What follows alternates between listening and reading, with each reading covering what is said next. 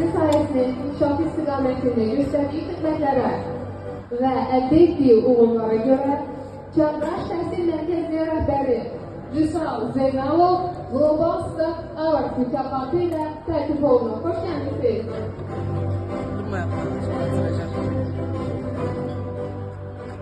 Allah hamımızı kutladı. Müstəqilliklə nasıl mən Çağdaş Təhsil Komandasının rəhbəri